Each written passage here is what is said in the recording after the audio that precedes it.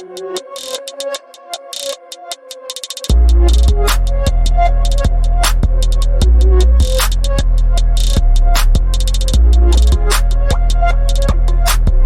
got Vanessa Demopolous versus Maria Oliveira. This is a kind of a weird one. You know, I was trying to do research on Vanessa, and the only thing that came up was a bunch of articles about her being a dancer at one point. I didn't care. I just want to see fights. Tell you one thing, you type in Vanessa name on YouTube, you see her getting dropped by who? By Sylvana. Yeah, but she won that fight. Yeah, I've seen a couple of Vanessa's fights, and I'm not too impressed with her. Like, her striking is horrible, and then, like, even with the grappling, I'm seeing fights where she end up on her back, and she end up in bad positions, but she's so dangerous on the ground. Oh. She can what's the guy name from Jackson?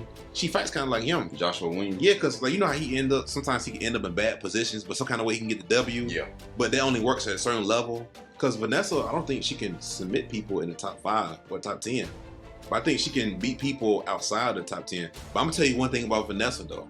If you watch her last couple fights, her striking is improving. She came a long way. When you said her striking was horrible, I instantly start thinking, like, I don't know, man. She started to make some pretty good improvements. So look at her pre-UFC fights. I look at all of them, but I look at what have you done lately. Now against Sylvana, one thing, her footwork was looking good and her hands was up, but she wouldn't move her head. That's what got her hit.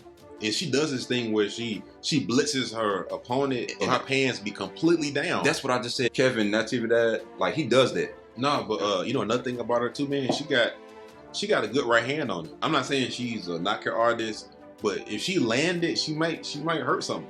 But is she gonna land it against Maria? Because Maria, she don't fight that way to get hit a lot, man. But you know, I gotta say this, man. This is a frustrating fighter to watch, man. I be looking for their best performances. Bro, you seen her fight against Marina Rodriguez? I seen all of them. It's like, bro, she was like, I can't continue. I don't know if she had broken ribs or something, bro, but it was kind of odd for her to say, I don't want to continue. And it was like, what in the world? Then normally fighters do that when it's their last fight. No, that's the one where Marina was clenching up her knees to the body. Man, anybody would have tapped out. Yeah, but normally fighters do that with. I understand, like, when you get finished, but her body language was like, I don't want to be a fighter no more. It was almost weird, as if she's about to go back to school, going back to college, man. But because I saw that fight when I was researching Marina. Yeah. And then I was like, hold on, Maria is fighting the girl who Marina destroyed. Her last loss outside of that was Tabitha Ritchie, man. And I'm gonna tell you what the thing is with Maria. She thinks she's slick. She throws a bunch of punches, but she misses a lot of them. Because her fight against Tabitha, she threw 207, but she landed 90. You know what I mean? And, like, I know this one fight, but I've seen multiple fights where she's just throwing punches in the air. Well, we see that a lot of times in that weight class where they just kind of do this weird. I understand. Who else does that? Because somebody got a bad reputation for doing that. Macy Barber. All the girls do that, man. Not all of them, but she kind of does that, but she throw kicks and stuff. You know, but the thing is, Macy don't have the volume that she has, though. She has crazy volume, but she just don't land a lot of her punches. I don't know if she does it on purpose. But it's weird because she got the body type to be a magnificent fighter. That's what make it a little bit frustrating because she's so athletic. She should be putting some of these girls to sleep. And I'm glad you said that because she was knocking girls. I think she got 7 knockouts on record. Yeah, before she started getting into, like, the Risen championships, like, she had one win, the unanimous decision, and then it just kind of started off a weird thing where she kind of held some losses since the beginning of her career. But man, it just seemed like something is missing. Like whatever that is that Jessica Andrade has, whatever Amanda Lemos has, whatever Rose has sometimes. Another thing is, if you watch her fight, she does a lot of. She get her opponent in the clinch and kind of hold him against the cage, and it's like a lot of nothing. She does a lot of nothing. Dude, I think she might need a new camp because it's like the tools are there, but she don't know what to do with it. And I got to blame your training for that. How old is she? She pretty young, so 25. Yeah, she got a lot of time. Time to improve.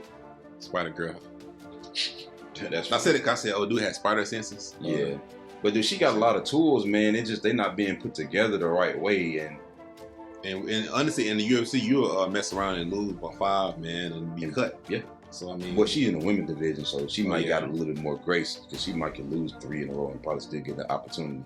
But at the end of the day, if you want to be a champion, you got to take it to the next level. I got to do some research on who she's actually training with, man, because I want to know if she's a full-time fighter or not. Yeah, I can tell you one thing. She's making small improvements. Yeah. Because you look at her fights before the UFC, it was a bunch of her plotting, standing in one spot. I don't know if she had like a multi-stance. I don't know if there was a multi-stance or it's just bad striking. But she'd be upright, but she's throwing a slow 1-2 that you can see coming from a mile away. But now it's a little bit more clean. Her footwork is a little bit better. It's just, she need to work on the accuracy thing, man. You gotta, I think it's a lot. I hate to say this, but nobody should want to get hit. But I think there's a level of not wanting to get hit that we see in some fighters is leaning more to the extreme side, to where they're not even almost engaging in fights. Like, does that make sense? Yeah, yeah. And we see that, and she kind of has that cloud over her. Because you got to take a chance, though, if you want to win the fight and if you want to score points. Look at Matt Frevola. If you want to get the finish, you got to take some kind of chance. But at the same time, because she's kind of like a lower level of Angela Hill, and Angela has a whole career of most of her fights. I'm going to be real, I love Angela, but most of her fights is almost like it have you thinking like she could do a little bit more. And that's why a lot of her losses are split decision losses. Kind of see that with Maria. And Maria is so young, she can clean up a lot of this. But how does she match up against Vanessa? I was sure going to say that. I don't think, because on the ground, I don't think Vanessa can get the fight to the ground. That's what's so odd. Because on the ground, it's not even worth talking about. I think that Maria has the advantage standing up, but I think that Vanessa maybe have closed that gap as far as that striking acumen. So basically, what you're saying is on the feet. Say like if they fight for 3 rounds. It's going to be a split decision more than likely. Nobody's going to just take away. Because you got to realize, even though Sylvana lost this fight, look, Sylvana's striking is not normal for like the women's division. Yeah. Like, she's one of those ones, you just can't get hit by her. She ain't one of them people throwing 207 strikes and it was a bunch of fluff behind it. Sylvana cracks, man. Like, another thing is, what if Maria hurts her? I know we don't see this often because we don't see Maria hurt submissions. people often. And I'm saying, what if she drops Vanessa? Submitted. We can easily see her getting submitted. So, I mean, I'm going with Vanessa, but I want to see more out of Maria. Ultimately, I'm saying long term, I want to see more out of Maria, but I just got to pick Vanessa because she goes for it. Vanessa tries. Like, her effort she has more effort.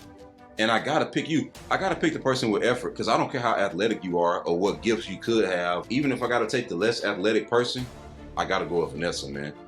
But I would like to see Maria go to the next level. I'm going to have to go with Maria on this one. I think Vanessa, I think she has improved to the best that she can potentially, if that makes sense. And I think that Maria is still improving. I think she has a higher ceiling. And she's shown it little by little by little, but at the same time, then also think about the stylistic matchup. How is Vanessa going to get the fight to the ground? Yeah, but I think, I'm going with Maria winning a 3-round decision. It's going to be, they both coming off split decisions, man. And so I wouldn't be surprised if it's a split decision. It was so close that you really can't determine who. You know how these fights kind of go sometimes, man. They might give it to Herb Dean. The fight be so close.